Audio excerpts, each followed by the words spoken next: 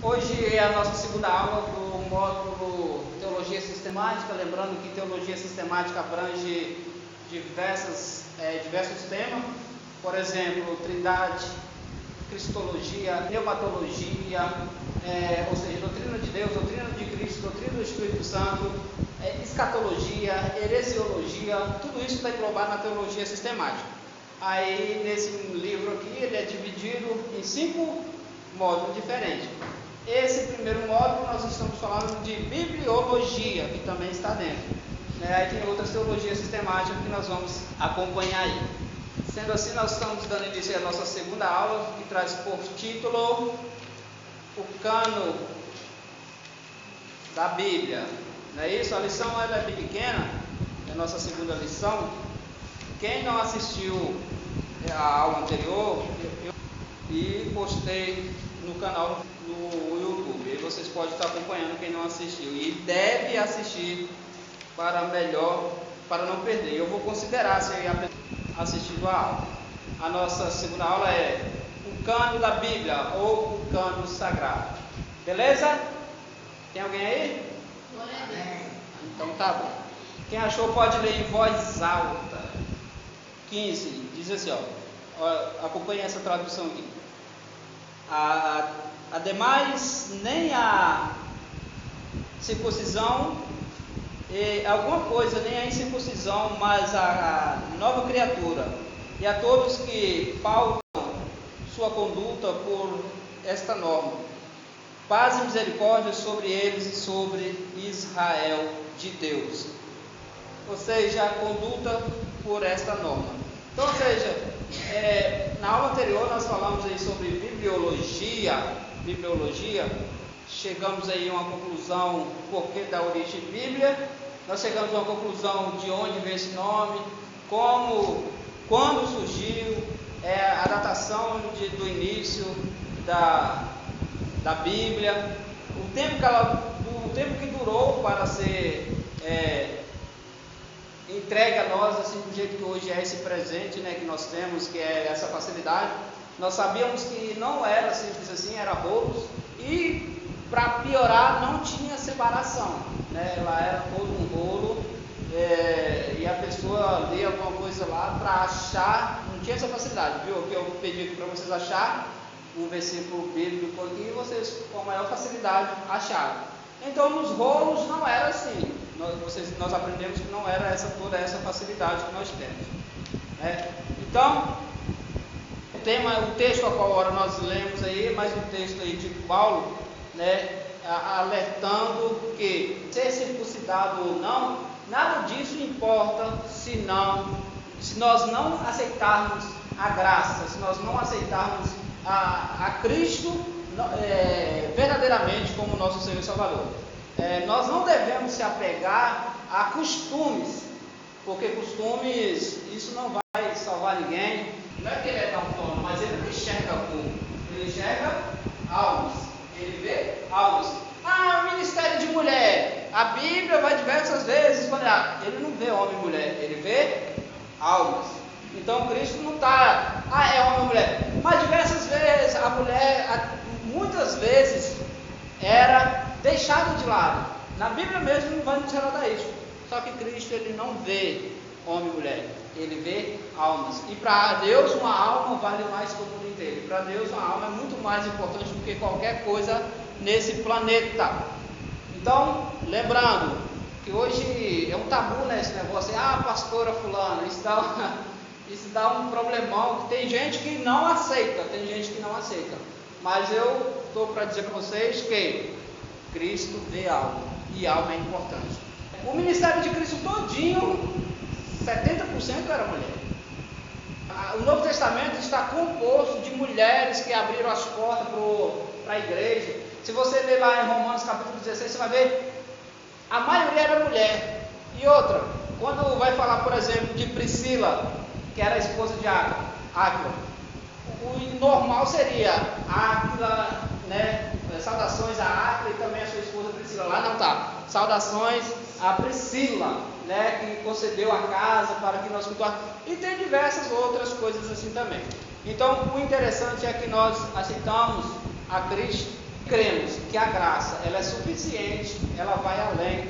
Eu não preciso. Lembra que nós falamos na aula passada que a porta ela tem uma espessura. Cristo, ele é a porta. Ele não abre mais nem fecha mais. Então nós temos que se enquadrar na porta que é Cristo, né? E jamais essa escritura se enquadrar a nós. Beleza? Sendo assim, nós damos aí início aí a nossa aula, que é o cano sagrado. Beleza? Alguém tem ideia do que é cano? Ninguém trouxe Bíblia, não? A Bíblia que eu pedi, ninguém tinha não, né? Não, mas assim, não é necessário. O interessante é que você tenha um conhecimento dessa Bíblia, porque, por exemplo, se uma vez você for fazer uma oração na casa de alguém, né? Lógico que nós temos a Bíblia nos aplicativos celulares, e hoje é bem prático. Então, vamos dizer que você vai na casa de alguém, e essa pessoa vai falar assim, faz uma oração para mim. Aí você fala, antes de fazer uma oração, eu gostaria de ler um versículo para vocês. Você tem uma Bíblia aí? Tem? Aí é a Bíblia católica. Aí você vai abrir lá no livro apócrifo, e nós vamos estudar isso aqui. E aí, qual seria a sua reação? Aí você deve ter um pouco de conhecimento sobre isso aí, porque Paulo ensina dessa forma. Ele fez de fraco para ganhar fraco, ele fez de forte para ganhar os fortes, fez de tolo para ganhar tolo, fez de sábio para ganhar sábio. Então, a gente tem que estar preparado para todo momento, na sua carreira espiritual. Lembra que nós somos soldados, nós estamos em guerra, e a nossa luta, como Paulo assim ensina, não é contra a carne e nem contra sangue, mas contra as potestades espirituais nas regiões celestiais. Então, nós temos que tirar isso da mente, que nosso inimigo é aquela pessoa que nos faz mal, que nosso inimigo é aquela pessoa que nos aborrece. Negativo, essa pessoa nunca foi nosso inimigo. Nosso inimigo é o diabo, a serpente, Satanás. Ele é o nosso inimigo. Então nós temos que ter isso em mente. Por isso que o evangelho, entre aspas, está muitas vezes atrapalhado, não anda, porque as pessoas estão pensando que o inimigo dele é a igreja de fulano. Ah, não, meu inimigo é os batistas, não, é os assembleianos, não, é os presbiterianos. A gente tem que tirar isso da mente. Eu estou falando isso porque existe isso. Eu não estou falando besteira, eu estou falando porque existe isso. Tem um preconceito, né? Tem as pessoas que agem dessa forma, nós que somos os bons. Então, para você identificar uma seita, você já vai ver que eles são únicos, só eles que é o tal. Isso se identifica com a seita, porque a igreja de Cristo, ela não conforma com o mundo, né? Mas Deus tem salvos, tem igreja aqui, tem lá, tem em outro país, tem em outro continente, e isso é a igreja de Deus. Nós acreditamos que a igreja de Cristo, ela não é formada de assembleiano, de batista, de presbiteriano, de pentecostal, Deus de amor, não é formada disso, ela é formada de crentes, salvos na pessoa bendita de Cristo. Então nós cremos assim, e assim vivemos dessa forma, porque hoje a rivalidade entre pessoas é terrível, e a nossa batalha não é contra a carne, certo? Não é contra a carne, e sim contra as potestades. Vamos lá. Os livros canônicos. Sabemos que todos os 66 livros da Bíblia foram inspirados pelo Espírito, mas houve um processo histórico para que os livros fossem reunidos e colocados em um volume chamado cânon, que quer dizer vara de medir em grego, ou seja, quer dizer regra. Cânon quer dizer padrão, ou seja, tinha um padrão para ser avaliado, e usava esse padrão que chamava cânon. O que mais? Este vocábulo se aplica aos livros rigorosamente de acordo com a medida que tem o selo da inspiração divina. Quando a decisão foi tomada sobre quais livros deveriam ser considerados canônicos, eles já eram tidos como regras. Quando eles fizeram o concílio para avaliar quais livros eram inspirados por Deus, a Bíblia já era sagrada. Mas independente se eles tivessem incluído ali ou não, a Bíblia já era sagrada quando eles tentaram para chegar assim a uma conclusão. Não, esses livros são sagrados. Não foi nenhum líder ou grupo religioso que resolveu fazer a seleção. Deus que selecionou, foi inspiração de Deus. Não foi um povo assim, aquele povo ali eles são os melhores na sociedade, são as pessoas que mais se destacam, e eles vão escolher. Não, foi literalmente Deus que escolheu os livros. Deus de antemão conferira livro por livro e foi dizendo, esse sim ou não. O cânon do Antigo Testamento ficou completo em 445 a.C. E tudo nos leva a crer que Esdras, na qualidade de escriba, foi quem reuniu, esses livros, foi quem organizou para melhor entendimento do povo de Deus. Já o cânon neotestamentário, ou seja, do Novo Testamento, foi formado em cerca de 400 depois de Cristo, após vários concílios da igreja, nos quais representantes examinaram os documentos a miúde, nos mínimos detalhes. Que critérios foram usados para a seleção dos livros do Novo Testamento? Haja vista existirem diversos livros tidos como inspirados na época. Em primeiro lugar, o que foi usado ali foi a autoridade apostólica.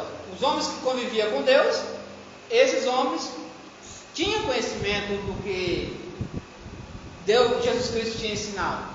Então, a primeira autoridade que a gente tem é isso aí, é a autoridade apostólica. Essa é a primeira. Depois tem a daqueles escritos, como eu falei para vocês, como Lucas, Marcos, que foram homens que foram fazer pesquisa, mas que eles não foram apóstolos, mas eles conviviam com os apóstolos. Por exemplo, Lucas conviveu com Paulo, Marcos conviveu com Pedro, com Paulo, são pessoas que conviviam entre si. Lucas conviveu com os apóstolos também. Essa era a primeira regra, era pessoas que conviviam com Cristo, aqueles que conviveu com os apóstolos. Essa era a primeira regra. É claro que homens são falíveis, e qualquer processo humano jamais estará isento de erro. Entretanto, no caso a Bíblia Sagrada, houve uma providência divina e uma operação de quem? Do Espírito Santo, que protegeram o cano de erros e processos de escolha. Não tinha como dar erro, porque embora eram homens que estavam ali, mas a inspiração é divina. A inspiração que estava sendo revelada era do Espírito Santo, o Consolador. Aí nós vamos focar agora um pouquinho nos livros apócrifos. Livros apócrifos. Lembrando que os livros apócrifos, ele está contido na Bíblia Católica, a nossa não tem. São 7 livros, e nós vamos entender o porquê que esses livros não estão na nossa Bíblia, Por que não o aceitamos. Beleza? O que é apócrifo? Apócrifo nós vamos aprender agora, mas de cara já é oculto. A palavra apócrifo significa originalmente oculto, depois assumiu o sentido de não genuíno, ou seja, não inspirado, ou falso, espúrio. Os livros apócrifos se contrapõem aos canônicos, pois foram introduzidos na Bíblia Católica durante a Reforma Protestante no século XVI, por ocasião do Concílio de Trento. Nesse Concílio de Trento, que em 1546, foi quando eles, olha só isso aqui, foi quando eles incluíram os livros apócrifos na Bíblia. Lembrando que antes, você pode ver que reformadores, grandes reformadores do passado, não vão falar de livros apócrifos, porque eles não existiam. Então eles, aqui em 1546 foi quando, no Concílio de Trento, foi quando surgiu aí os livros apócrifos, aquelas doutrinas do purgatório. Eu vou falar um pouquinho para vocês sobre isso aí, qual a origem disso aí. Então foi aí quando isso entrou, os judeus não aceitam os apócrifos, porque não tinha isso lá, eles depois que foram entrar, então por isso é inevitável, por isso que eles não aceitaram esses escritos. Nesse Concílio de Trento aí foi quando surgiu aí várias doutrinas estranhas. Por exemplo, aí, como eu falei para vocês, a doutrina do purgatório. Quer ver uma coisa bem bacana? Quem já ouviu falar da missa do sétimo dia? Não tem a missa do sétimo dia? A missa do sétimo dia, quase a mesma coisa a ver com o purgatório, né? É para ajeitar, dar uma agilizada naquela alma, para que ela entre, que ela seja purificada e consiga aí ter uma passagem aí, não sei para onde, mas a missa do sétimo dia é para facilitar essa alma, esse morto que está indo aí, e para ele ter um bom lugar, para ele receber uma purificação aí. Essa oração que eles fazem ali pelos mortos, com as indulgências mesmo, a indulgência mesmo, quando Lutero revoltou, a indulgência era mais ou menos assim: quando a sua moedinha cair no gasofilaço lá, ou sei lá, no lugar lá, aí a alma do parente já vai saindo aí já do purgatório aí, e já vai indo para um lugar melhor. É algo assim, entendeu? Por isso que Lutero vai bater muito contra isso aí. Mas qual é a origem dessa doutrina? Eu até separei, eu fui a fundo, fui buscar. Eles usam alguns versículos bíblicos, e os pseudos também, alguns apócrifos. A base deles, a maioria é nos apócrifos.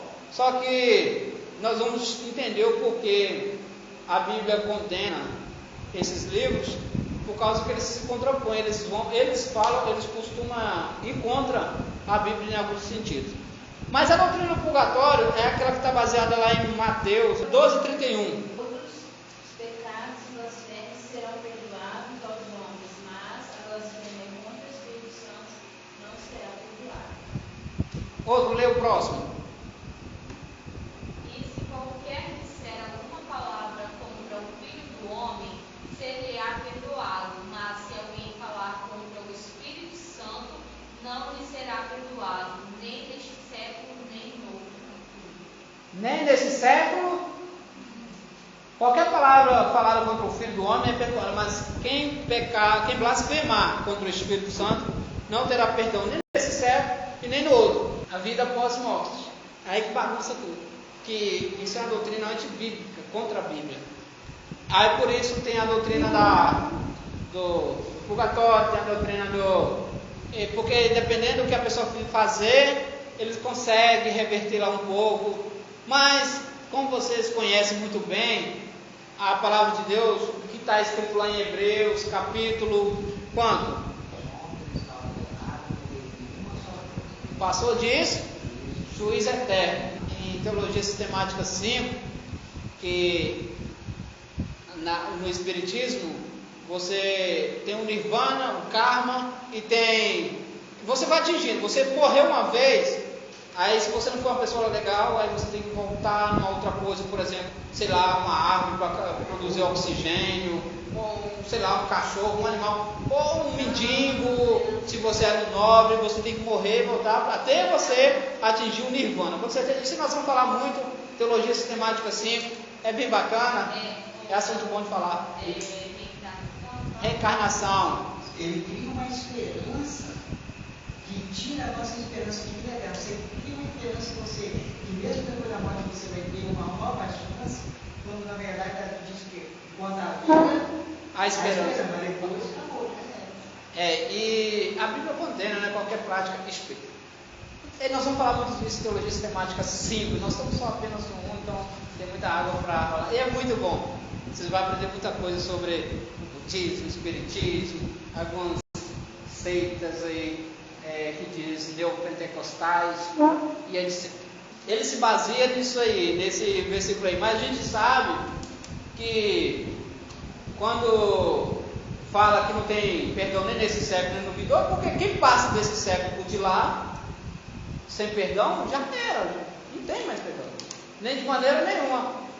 Mas a colocação deles é que tem uma oportunidade ainda. Então a Bíblia nos deixa bem claro que o homem está sujeito a morrer uma vez, passou disso, vem o juízo.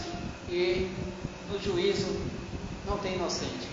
No juízo, Deus não toma o culpado por inocente. Nós não vamos enfrentar o juízo. Nós vamos passar pelo tribunal de Cristo. Mas o juízo não. O juízo é para condenados. Beleza? Aí tem umas referências aqui dos livros bíblicos que eles usam também, 1 Pedro 1:7, mas não vão ler não, que a purificação, ser purificado aí pelo fogo, 1 Coríntios 3:15, lá quando fala do tribunal de Cristo, que é isso que eu falei para vocês agora, só que eles fazem uma exegese errada. Não vamos focar muito nisso aí não. Quando chega mais na frente a gente fala um pouquinho. Naquela época, o objetivo dos romanistas era fazer uma contra-reforma, usando os apócrifos para promover doutrinas falaciosas, como o purgatório, oração pelos mortos. Gente, isso é pecado. Isso é heresia, você orar por quem já morreu. Se a pessoa já morreu, não tem oportunidade. Enquanto há fôlego, há esperança. Enquanto a pessoa respira e tem consciência, há esperança. Porque se a pessoa estiver em coma também, não tem. Por exemplo, aquela pessoa está no coma e não consegue comunicação de forma nenhuma, não tem. No caso, por sinal, ali, se a pessoa por sinal ali, ela conseguir se comunicar, há esperança. Mas com coma que não consegue nem piscar no olho, não tem como. Não tem como. Mesmo que ela está te olhando, se ela não tiver. Porque o nosso culto ele é racional. Você tem que entender, você tem que ter noção. Então, ou seja, se não tiver raciocínio, não tem como. É igual essa questão do suicídio que eu falei que ia gravar um vídeo, não gravei, mas eu vou gravar. A questão do suicídio é assim, ó. O tema que eu vou usar base, nenhum homicida herdará o reino do céu. Aí, eu não condeno a pessoa que se mata, embora é um assassinato, e o homicida não tem parte no reino de Deus, não condeno. Porque eu não sei quanto tempo aquela pessoa levou para morrer. Talvez nesse meio tempo ela conseguiu arrepender. Mas uma coisa fica bem clara, na hora da morte, ninguém lembra de Deus. Você quer sobreviver. Quando a pessoa está morrendo, ela quer viver. Ela quer sobreviver. E quando você está querendo sobreviver, você está lutando contra a morte, você não consegue lembrar de Deus. Por isso o perigo do suicídio é isso aí. Porque o homicida, ele é aquele que mata. Então se a pessoa está se matando, ela é um homicida. E o homicida, se você ler a Bíblia, 1 Coríntios capítulo 6, versículo 9, 10, e diversas outras passagens, vai dizer que os homicídios, ladrão. Então tem que tomar cuidado, que eu vou fazer um vídeo mais detalhado, eu vou postar lá, vocês assistam lá. Mas... A questão do seu homicídio é um negócio assim, que abrange mais ou menos, porque, tipo, uma comparação, se você é uma pessoa do hospital, você faz parte da família, o único responsável pela tua pessoa é você, o médico te procura, posso te dar aparelho, e você permite. Sim, como é que é o nome? Como é que é o nome da eutanásia? Essa questão do suicídio eu acho muito delicado, porque ninguém vai questionar que isso é só para o inferno. Ao ver o nosso Bruno falar, você sabia que ele ia morrer. Não é verdade? Sim. Então, a Bíblia diz que o Espírito Santo é intercede por nós, como Jesus, e deve ter. Então, a gente não sabe. A nossa carne é muito limitada. O nível, até que ponto a pessoa está em si ou fora de si.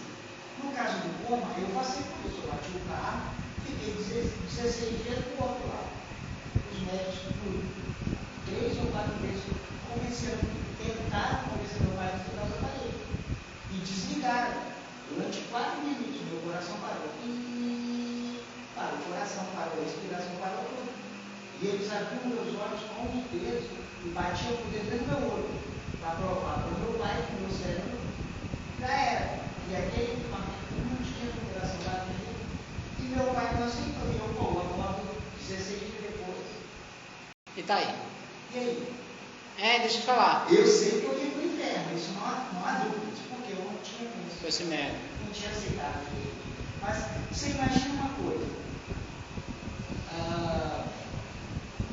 Uma pessoa crente em Jesus Cristo, nós seres humanos, nós temos como pessoa nosso mundo. Então a gente não sabe. Imagina uma mãe perdeu um filho num acidente trágico. A gente não sabe o nível de estresse, de dor, que vai fazer essa pessoa ficar fora de si, a ponto de cometer uma loucura fora de si. Mas aonde está o Espírito Santo nesse momento? Eu acho que essa questão de suicídio, a pessoa morrer sem Jesus, amém. Mas eu já ouvi vários casos de pastores que se mataram. Nossa. Tem muito recente. Aí a gente pergunta, até que ponto? O Espírito Santo não intercedeu com Jesus nesse período. Outra coisa, lá em Coríntios fala, não me lembro agora exato o texto de Coríntios, que fala que alguns só no último instante. Essa é a referência aqui, ó, 3 e 15 diante, que é o tribunal de Cristo. Então, assim, eu acho que ultrapassa a nossa área. A gente está entrando numa área que foge. É o que o apóstolo Paulo falou, ouvir coisas indizíveis. Ô Jacques, olha só, deixa eu falar para você. Sansão, ele não se suicidou, tá? Sansão, ele se sacrificou. Ele se sacrificou. Por quê? É assim, ó. É diferente, ó. Presta atenção. Sansão, ele matou mais gente ali do que em toda a sua vida. Então o propósito dele de Sansão era uma guerra dos filisteus. Era destruir os filisteus. Ou seja, ele morreu fazendo o que ele foi levantado para fazer. Só que olha só, era chegado o tempo dele, não, mas o pecado tem consequência. Ele pecou e por isso ele está naquela ocasião. Então a situação dele foi sacrifício. Ele se sacrificou. Olha o voto que ele fez: se o Senhor me dá força mais uma vez, aí Deus já entrou no negócio. Se o Senhor dá força mais uma vez, para que eu mate todos esses que estão aqui. Sansão nunca ia conseguir se o Espírito Santo não estivesse nele. Então, ou seja, naquela hora, ele se converteu, porque estava desviado, ele se converteu. Mas é isso que eu estou te falando. Olha só, Sansão não estava com a corda no pescoço e não estava pulando, tinha um penhasco. Porque nós temos a história dos remédios. Mas no caso de uma pessoa, de outro pastor, igual a gente soube de vários casos, sim, a gente não tem a base. Peraí, deixa eu falar para você. Não, olha só, nós estamos indo por outro caminho, olha só. A base bíblica eu estou dando: nenhum homicida entra no reino de Deus. Eu não tenho o direito de tirar a vida de ninguém, eu não tenho o direito. Então, ou seja, a partir do momento que a pessoa se mata, há um juízo sério. Lembrando que segue aí o que eu estou dizendo: a pessoa pode ser que ela teve tempo de se arrepender. Por que ela vai se arrepender? Porque ela está fazendo coisa errada, ela está tentando se matar, que é coisa errada. Se ela tiver tempo, por isso que eu não julgo, se ela teve tempo de se arrepender, então nós vamos ver ela no céu. Mas se ela não teve, porque vai que no momento que ela pulou ali, ela já perdeu o sentido, morreu. Tem um vídeo que eu vi esse assim, tá? Um cara que foi obrigado a se matar. Você está se matando porque ele quis, foi obrigado a se matar. O cara foi obrigado a se matar, os caras se envolvem para se matar agora. Ali eu não, ele não é homicídio. Mas uma pessoa local quer se matar, quer tirar sua própria vida. É a mesma coisa, não. Quando você está aqui agora aqui, e você matar uma pessoa. Deixa eu te dar um exemplo, eu posso te dar um exemplo? Tá. Deixa eu te dar um exemplo. Quando eu bati o carro lá, meus tios contam que meu pai, no desespero, queria se matar. Meu pai, no desespero, ao ver o desastre, ele passou correndo no meio da pista para ir lá onde estava o carro, porque os carros quase pegaram ele. Se num ato de loucura, você vai pensar, não é isso? Não, mas você vai pensar, todo mundo sabe que foi um ato de desespero, meu irmão. Não sei, mas a questão de desespero ou não, o que leva nós no céu é a fé em Cristo. É isso que me coloca no céu, é temer a Deus, a Cristo, aceitar Jesus Cristo como meu Salvador. Quer ver, para finalizar essa conversa? A temperança. No momento de crise, no momento de situação difícil, tem que ter temperança para a pessoa tem que ter. Quer ver um caso aqui, ó? Lembra daquela mulher em Minas Gerais que salvou um bocado de criança e foi queimada? Olha o que Paulo escreve aos Coríntios, capítulo 13: ainda que eu desse o meu corpo para ser queimado, se eu não tiver amor, de nada importa. Aí você para e pensa: calma aí, como que a pessoa dá a vida por outra e não tem amor? Que amor é esse que está falando? Ninguém tem amor maior do que isso, né? Sendo que Jesus falou que ninguém tem amor maior que dá a vida pelo seu irmão. E aquela mulher ela deu a vida. Aí Paulo escreve assim: ó, ainda que eu desse, ainda que meu corpo fosse queimado, se eu não tiver amor, de nada serve. Está falando de quê? Por aquela pessoa que eu estou morrendo, eu tenho amor por ela. Mas e aí? E aí, Cristo, que é o mais importante? A primeira coisa é Jesus Cristo. Primeira coisa, abandona pai, mãe, se eles não deixam, você pode sofrer. Você não deve desobedecer pai e mãe dentro dos padrões bíblicos, mas sim entre você e seu pai e sua mãe, Cristo. Entre você, entre os seus pais e Deus, Deus. Ele é mais importante. Então a gente tem que tomar cuidado, porque eu posso fazer coisas grandes, igual o Espírito. O Espírito é aquele que dá tudo para todo mundo, que alimenta o pobre, ele vive na prática. É aquilo que você sabe. Eles, muita coisa que com a Bíblia condena. Por isso que a Bíblia nos dá respaldo de tudo. Por isso que eu falei, quando a pessoa está naquele momento ali, é muito difícil você pensar, porque você quer sobreviver. A pessoa está na agonia. E quando a pessoa tem a oportunidade de lembrar de Deus, você pode ver que tem casos, acho que vocês já viram, pessoas que chegam lá na última hora, alguém fala de Jesus para eles, são felizados da vida, e pega, aceita Jesus e morre. Isso aí, rapaz, por isso que é bom sempre ter um crente em cada lugar, para na hora que acontecer um caso. Estava escarnecendo de Cristo e se arrependeu. E ouvia? Nada. Aí. Aí já, daí você já tira tudo. Não é que a pessoa vai aceitar o que não vê, o que não sente. Concílio de Trento, o versículo lá 12:31 de Mateus, fala sobre a blasfêmia contra o Espírito Santo, 1545 a 1563. Agora, alguns livros aí apócrifos que está incluído na Bíblia católica. Os livros escritos apócrifos contidos na Bíblia católica. Localização: Tobias. Eu já li o livro de Tobias. Depois eu falo um pouquinho para vocês deles. Após o livro canônico de Neemias. Judite, entre Tobias apócrifo e Esther canônico. Quem mais? Acréscimo de Esther, 11 versículos acrescentados ao capítulo 10, ou um novo capítulo, dependendo da versão bíblica. 1 e 2 Macabeus, entre os canônicos Esther e Jó. Sabedorias, entre os canônicos Cantares e o apócrifo Eclesiástico, que é diferente de Eclesiastes. Eclesiástico, entre o apócrifo Sabedoria e o canônico Isaías. Baruque, entre os canônicos Lamentações e Ezequiel. Acréscimo de Daniel, 2 capítulos inseridos no final do livro como apêndice.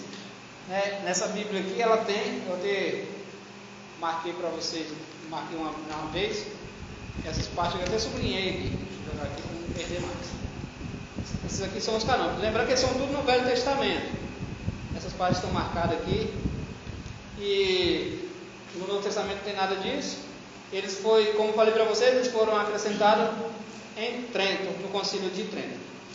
Voltando aqui, existem dezenas de outros apócrifos, diversos. Hoje eu li, por exemplo, um que é o Evangelho de Tomé.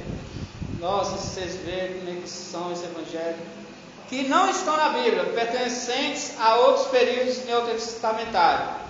Nesse Evangelho de Tomé mesmo, conta a história de Jesus de 5 aos 12 anos, quando ele chega lá no templo, que a mãe dele vai buscar ele. Vocês colocam no filme também, se eu odeio esse cara que se bota no filme Jesus pulando um passarinho, soltando um passarinho. Onde você viu isso aí? O Evangelho de Tomé é isso aí. Tem isso aí, eu nunca prestei atenção. Isso é do Evangelho de Tomé. E ele está. Ele está lá numa poça lá, tinha dado uma enchente, né? Então na poça lá ele fez uns passarinhos de barro. Aí ele fez os passarinhos, aí vem um camarada vai reclamar para José e fala para José: ó, seu filho está no sábado, está lá mexendo fazendo uns passarinhos, uma dúzia de passarinhos. Aí José veio chamar a atenção dele, ele pega e manda bate palma, manda os passarinhos embora, os passarinhos saem voando com esse barro. Aí ele está lá numa outra ocasião, vê um rapaz correndo lá e mete as caras com ele lá, e ele pega, amaldiçoou a poça que ele tinha feito. Aí veio um camarada lá e bagunçou a poça lá e a água foi embora. E ele falou assim: então que você segue também. Isso por 5 anos, secou. Uma outra ocasião ele estava, tudo Evangelho de Tomé, outra ocasião ele estava andando e aí viu um camarada correndo, um jovem, e bateu nele. E quando bateu, eu fui lá, ele pegou, amaldiçoou o menino morreu. Aí ele mais matava do que. Era terrível. Teve uma ocasião lá que um camarada foi pegar o professor, o tal de Zaqueu, falou com José para levar ele para dar aula para ele. E aí ele começou a discutir: como é que você quer me ensinar sobre o alfa se você não sabe o que quer dizer o beta, ou sobre A e não sabe o que é B? E no final aquele camarada deu um tapa na cabeça dele, parece até engraçado. E aí ele amaldiçoou o professor também, o professor morreu. Aí outro professor depois não gostou muito deles, e foi a maior bagunça. Depois ele matou mais uns 2, isso entre 5 e os 7 anos aí. Matou mais uns 2, depois ele ressuscitou. Ele estava brincando no terraço, e ele e alguns meninos, engraçado, e aí caiu o menino de lá e morreu, e os meninos que estavam perto tudo morreram. E aí quando chegaram os pais, e os meninos começaram a falar que foi Jesus que tinha matado aquele menino, e aí eu esqueci até o nome do menino lá, é um nome bacana, e ele meio que nervoso, né? Ele gritou o nome do menino: foi eu que te matei? Aí o menino levantou e falou: não foi o senhor que me matou. Está no livro de Tomé, isso eu estava lendo hoje. E depois tem outras ocasiões, é engraçado, é divertido. E aí tem uma outra ocasião lá também que ele cura um vizinho deles lá, morre um filho lá, ele cura, ressuscita o filho. O negócio era matar e ressuscitar. Ele foi matar ou ressuscitava, era bem assim. Ele era culpado de uma coisa. Aí o pessoal tinha medo dele. Tem uma hora lá que José fica bravo com ele lá porque ele fica fazendo essas malvadezas. E puxa a orelha dele, pensa, o Salvador, como é que pode? Dá um puxão na orelha dele, e ele fala assim: meio que é isso aqui, por respeito por você ser meu pai terreno, não vai acontecer nada mais. Todo mundo falou que as pessoas veio falar que estava fazendo muita ruindade, né? Mas os que falaram mal de mim, era maldoso, né? Era. Não, mas ele, tipo assim, pinta Jesus quando ele era criança como se fosse um castigador. O castigador. Ele é um amaldiçoador. E aí, as crianças, geralmente as crianças que aí os camaradas que falaram mal dele pro pai dele, e o pai dele puxou a orelha dele, falou: por respeito, não vai acontecer nada com você não, mas quem falou mal de mim com você, aí os outros ficou tudo cego. Cegou a galera que falou mal dele. Ele é terrível. Só que tá vendo que é coisa muito incoerente, não tem nada a ver com o Salvador. A pessoa que veio salvar ia fazer tanto malvadeza, e as pessoas ficavam espantadas com ele. Então é muito nada a ver. Tinha muita coisa. E a gente vai ver um pouquinho também o porquê que a gente não aceita essas coisas. Até outro livro do Apocalipse, escrito supostamente por Pedro, um Evangelho de Tomé, que é esse aí que eu falei, dessas façanhas aí, apresentaram histórias curiosas. Né? Ele matou um bocado de gente nesse livro aí. O que mais? Os Atos de João mencionam uma experiência extraordinária. O apóstolo, como os percevejo, ele conversa com os insetos como se fossem pessoas, e este, em resposta, age como humanos. Aí ele aplica o maior sermão lá. Mas o livro de Atos de Pedro ainda é mais fantasioso, como que Simão, o mágico, ele voava sobre a cidade, né, no Evangelho em Atos de Pedro. Nossa, mas tem diversos outros apócrifos. Tem Apocalipse de Adão, tem Evangelho de diversos. Já tem uma lista, cara. No livro 19, nós vamos falar um pouquinho dele. Tem um comentário, quer ver? Nós vamos chegar lá. Pormenorização da formação do cano, ou seja, consultar nos mínimos detalhes. Em nossos credos afirmamos pretoriamente ser a Bíblia inspirada, inerrante, infalível, soberana e completa palavra de Deus. Nesse inegociável e intransferível dogma baseia-se o cano das Sagradas Escrituras. O que é cano? Vara de medir ou padrão sagrado. O que é cano? É algo que é sagrado. Mas não tem nada a ver com esse canonizar que eles falam hoje, não, que a pessoa vai lá, a partir de hoje, fulano é santo e fez uns milagres. Já tem uma na Bahia que eles vão canonizar já. É misto que deixemos algo bem claro. Esta não é inspirada porque doutores da igreja assim chancelaram. Eles sancionaram como tal porque ela é de fato inspirada palavra de Deus. Esteve Norman Geisler. Próximo. A canonização, conforme veremos, nada mais é do que o conhecimento humano de uma obra singularmente divina. Na aula passada a gente até falou, teve um certo autor que ele vai dizer assim, que se a Bíblia fosse uma inspiração humana, seria a literatura mais perfeita, mais completa que já existiu. Esse processo que durou vários séculos é muito importante, que mostra quão criteriosa e exaustivamente os doutores da igreja gastaram examinar os livros das Sagradas Escrituras. Mas esse processo não era fácil. Os escritos, quando eles estavam compilando lá a Bíblia, eles tinham todo um cuidado. Se errasse uma letrinha ali nos rolos ali, no passado ali, no início que estava escrevendo a Bíblia, um errozinho que tinha ali, tinha que rejeitar aquele papiro, aquele escrito, fazer tudo de novo, era maior burocracia. O que é o cano da Bíblia? Nosso cano por excelência, procedente do vocábulo hebraico kanesh, que significa vara de medir, e o grego cano, que basicamente tem o mesmo significado do termo hebreu. A palavra cano é usada em teologia com este significado: padrão, regra de procedimento, critério, norma. Então, cano quer dizer padrão, regra, procedimento, critério, norma. A Bíblia como nosso cano por excelência, agora-se como a nossa única regra de fé e conduta, pois temos como a infalível palavra de Deus. Em termos técnicos, podemos definir inspirada pelo Espírito Santo. Como foi estabelecido o cano bíblico? Os homens que Deus usou para chancelar o cano da Bíblia procederam da seguinte forma: exame do texto sagrado. Em primeiro lugar, os sábios judeus cristãos examinaram o texto sagrado em si para comprovar se este de fato fazia parte, era concebido pelo Espírito Santo. Caso tivesse errado em sua avaliação, a Bíblia continuaria a ser a palavra de Deus. Se esses homens na escolha tivessem errado em alguma coisa, não tirava a santidade da Bíblia. A Bíblia continuaria santa.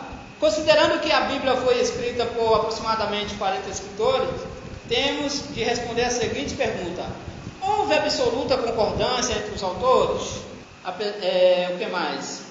A Bíblia, como se sabe, levou 1.600 anos para ser escrita. Mestres incontestáveis do conhecimento mantinham estreita e íntima comunhão. Eram perguntas que eram feitas para as pessoas que estavam compilando a Bíblia. Davi e Salomão, por exemplo, desobedecido gravemente ao Senhor, arrependeram. Suas faltas foram espiritualmente restauradas. A gente conhece muito bem o quanto que Davi e Salomão se afastou de Deus, principalmente Salomão, mas todos eles têm até uma dúvida. O pessoal fica: será que Salomão foi salvo? Se você lê Eclesiastes, uma pessoa, nós vamos ler isso lá em livros poéticos, os pensamentos que ele teve não se tem na juventude. Aqueles conselhos não se tem na juventude. Geralmente você vai falar, vai ter experiência na velhice. Então na velhice. Porque tem um versículo que fala assim, que Salomão também morou no meio da idolatria. Mas vai dizer também que estava adorando outros deuses. Porque ele já não tinha controle, Mas quando ele vai escrever Eclesiastes principalmente, propriamente dito, ali é conselho de um velho para o jovem. Não vai por esse caminho. Tipo assim, eu passei por isso e vi que a mulher é mais amarga. Tá bom. Escritos sagrados pertencem ao círculo estrito dos apóstolos do Cordeiro. É o caso de Marcos, Paulo, Lucas, médico amado, e Tiago, Judas, eram irmãos uterinos de nosso Senhor Jesus Cristo. Pessoas sempre próximas de Cristo. O cano do Antigo Testamento. A gente sabe muito bem que o último profeta do Antigo Testamento, quem lembra quem era? Foi Malaquias, não foi?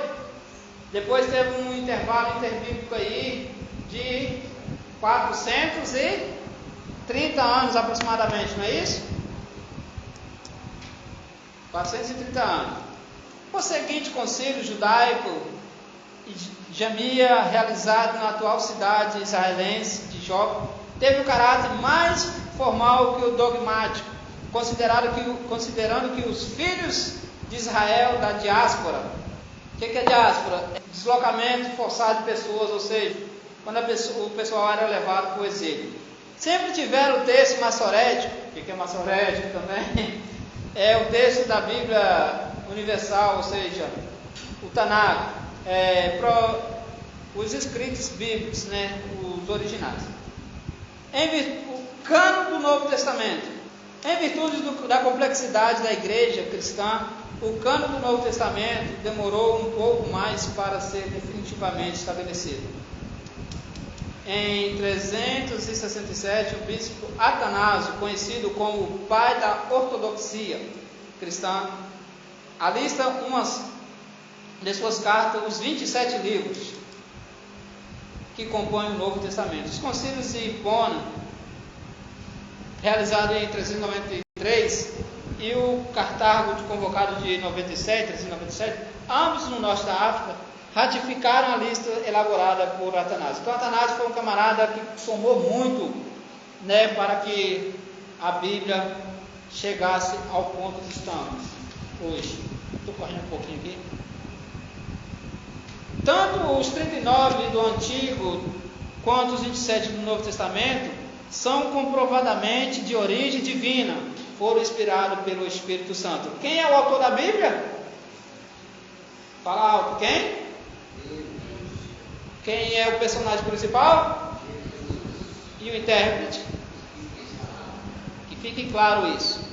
Por que os evangelhos não aceitam os livros apócrifos? Os apócrifos contidos na Bíblia Católica foram escritos sob circunstâncias duvidosas, isso é comum. Foi no tempo que havia o silêncio profético, foi naquele tempo de Malaquias a Mateus, nesse tempo do silêncio. Além disso, os judeus os rejeitaram. Então, se os judeus rejeitaram, então nem adianta nós falar do assunto, né? Porque eles já não aceitaram, o que já bastaria. Foram ainda excluídos muitos depois que o cano estava concluído. Ou seja, o plano já estava pronto e depois eles tentaram jogar esses apócrifos lá. Um dos motivos também de nós não aceitarmos. Entre tantas heresias e contradições dos escritos apócrifos, o que mais chama a atenção é a declaração do 2 Macabeus, capítulo 15, verso 37, que vai dizer lá, aqui encerro a minha narrativa. Se ficou boa literariamente, agradável, era o que eu queria. Se está fraco e medíocre, é o que fui capaz de fazer. Imagina Paulo falando um negócio desse. Imagina João falando uma coisa dessa.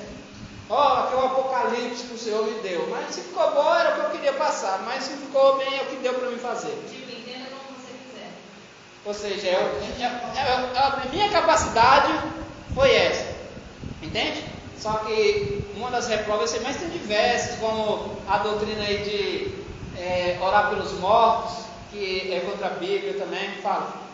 Esses apóstolos, eles são usados até hoje? São. Tem que. Na Igreja Católica. Lembrando, gente, embora tenha muitas heresias, não é pecado você ler os livros apóstolos. Tem muita coisa, tem coisas que é verdade. Tem coisas que faz sentido, mas tem algumas coisas que é.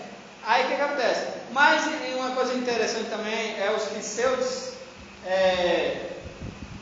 escritos, que tem situações que. Vou usar aqui o Macabeus.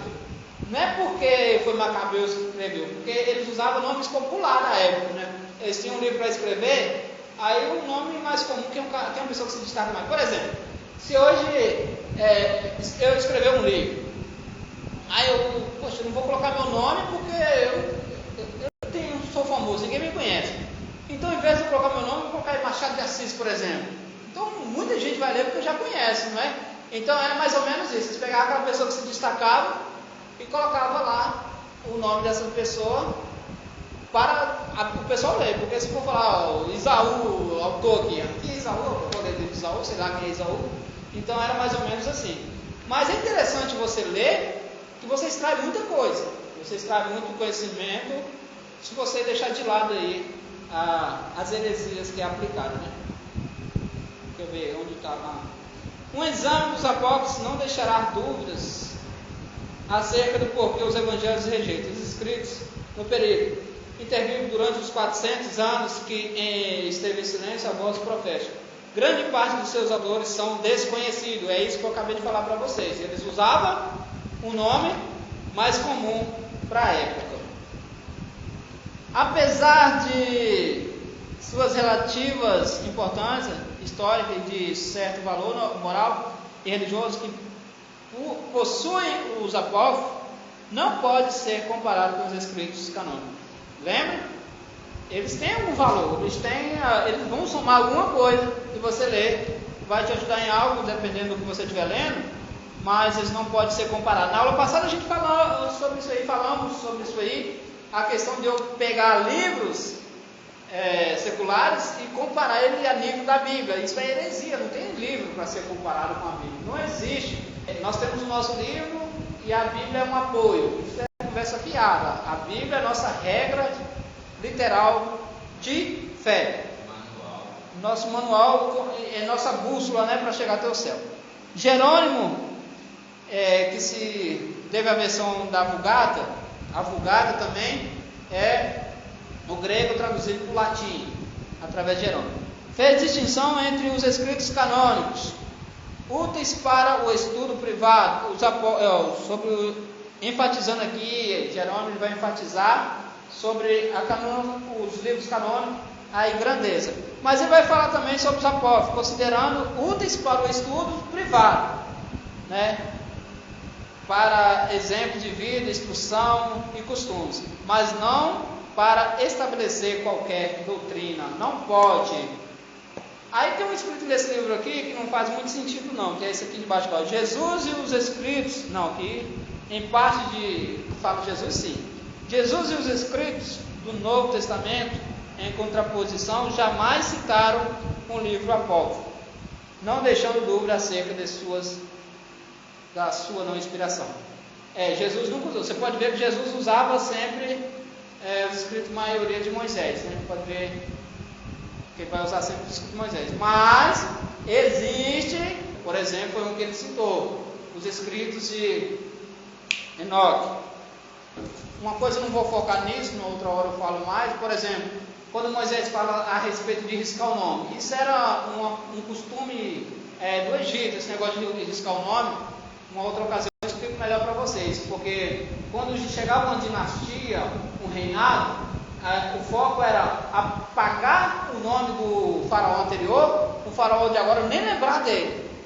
Ou seja, o faraó que eu derrotei, o nome dele não pode ser citado. Então isso seria apagar o nome. Lembra que o faraó que apareceu não conhecia José? Como é que pode um camarada que salvou o Egito, ninguém conhecer ele? Nós aqui, no século 21, nós sabemos quem é José. Como é que pode um camarada não conhecer? É porque o nome do faraó anterior geralmente era apagado, não era lembrado. O faraó hoje, assim, ou seja, ele nunca existiu. E na mitologia grega lá tem toda uma história que eu estou correndo aqui. O nome era, no sarcófago, ele era riscado para ele não ser lembrado, para ele não ter um pós-vida, alguma coisa assim. Depois, se tivesse mais uma outra ocasião, a gente foca melhor.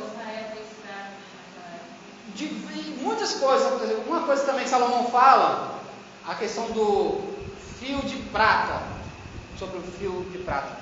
Lá em, acho que se não falha a memória, é Eclesiastes, não vou lembrar certinho não. Mas é por isso que eu não quero focar nesse assunto, porque tem que explicar, não posso soltar palavras e deixar. Aí, e tem o Judas lá. Agora eu vou explicar a questão de Judas, quando ele vai falar de Enoque. Enoque profetizou, né, nos seus escritos. Então, o que acontece aí na questão de Enoque? Acontece que Enoque, sim, profetizou, aí eles pegaram uma coisa, é igual eu estou vivendo. Tudo isso que eu falei aqui com vocês, aí parte disso aqui foi algo interessante e outro não. Aí pegou o que era interessante e aplicou ali. Mas isso não faz do livro de Enoque um livro sagrado. Mas tem coisas que a pessoa na sua Bíblia falou que vai somar muito.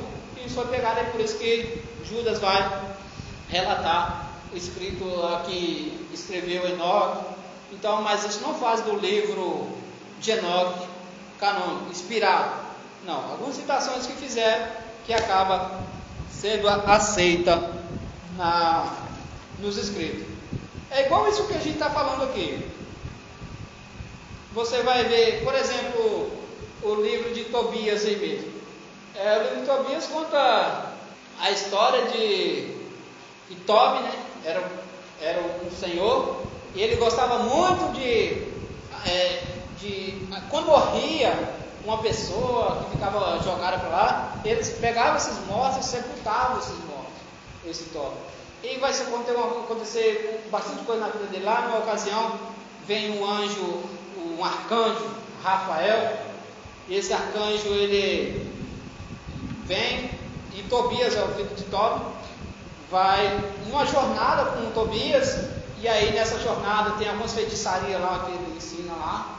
Por exemplo, eles estão caminhando, Tobi tinha uma recompensa para receber, e aí esse anjo Rafael, que veio disfarçado de uma outra pessoa, de um outro nome, ele veio para ajudar Tobias a conseguir essa herança aí. No meio do caminho eles pararam na beira de um riacho, um grande peixe pulou para engolir, para morder a perna de Tobias. Aí o Rafael falou assim: pega ele aí, pega esse peixe aí. Ele pulou no peixe, tirou o peixe e eles comeram. Aí ele mandou guardar o fel, o coração e um grande troço do peixe lá. Era para fazer uma simpatia, né, no caminho. Ele queria encontrar uma mulher, 7 maridos, todos 7. Na noite de núpcias ela matava esse marido, entrava um demônio nela lá. Só que ela ia ser prometida de novo. E o pai dele tinha ficado cego, ele ia pegar também esse material do peixe para curar as escamas. Então, tudo assim, umas coisas assim que, umas bruxarias meio estranhas, que não é aceitável. Aí você lê por curiosidade, você lê para ter conhecimento, mas não é importante. Deixa eu ver se eu marquei aqui, se eu marquei alguma coisa. Eu marquei sim, mas foi isso aí. Os apócrifos foram incluídos em 1547. Quando eles foram incluídos, a Bíblia já era canonizada, já era formada. Então, por isso que nós não aceitamos esses escritos que estão excessivos aí. Isso, no caso, é nossa matéria de hoje. Ela é pequena. Hoje nós vamos dar uma lida nos 2 questionários, para nós não perdermos aí, para não ficarmos sem responder nossos questionários. Nosso questionário ela ajuda muito aí na questão aí de... Vamos ler lá o primeiro questionário? O questionário da primeira lição. 36. Vamos lá. Nenhuma obra literária é capaz de transformar a vida das pessoas como a Bíblia. Certo ou errado? Originário do latim, o termo Bíblia significa livros ou coleção de pequenos livros. Certo ou errado? A resposta na página 13. É grego. Errado. Fica esperto com as pegadinhas. Vamos lá na página 3 agora. Na página 36.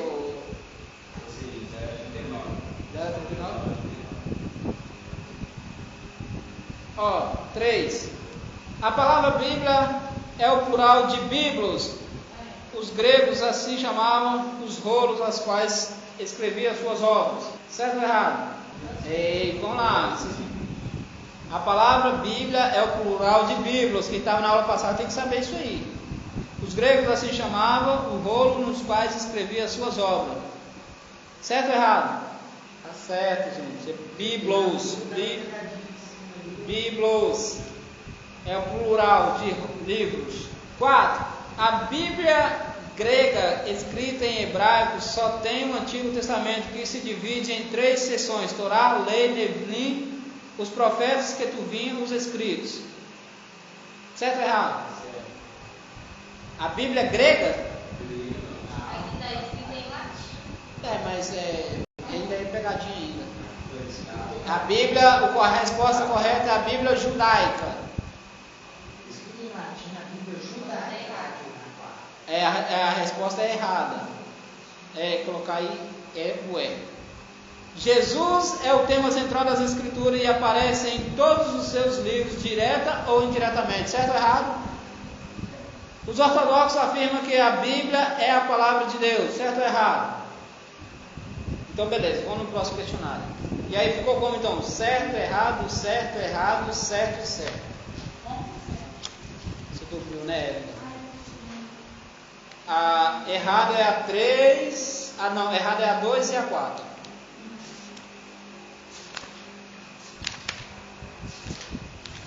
Vamos lá, o próximo. No meu é 47, começa. Max. Sabemos que todos os 66 livros da Bíblia foram inspirados pelo Espírito Santo. A palavra apócrifo significa originalmente oculto. Canonização, palavra grega canonizem, que entre outras coisas significa tornar santo. A Bíblia como nosso cânon por excelência, avora-se como nossa única regra de fé e conduta, pois a temos como infalível palavra de Deus. As igrejas protestantes que se baseiam rigorosamente na autoridade divina da palavra de Deus rejeitam os apócrifos. Eu estou lendo assim. Está invertida aí? Está invertida? Mas um lugar não. O importante é você prestar atenção na pergunta, mas um lugar não, porque está invertido. Certo ou errado? Então na de vocês é assim, né? Agora, um exame dos apócrifos não deixaram dúvida acerca do porquê os evangelhos os rejeitam. Certo ou errado? Certo ou errado? Beleza, e eu começando. Eu li a 6. Não, eu li a 6 agora. Invertido. Nossa, que bagunça que fizeram. Então, é isso aí. É a nossa aula de hoje. E próxima semana nós estamos aqui falando desse tema aqui, inspiração bíblica.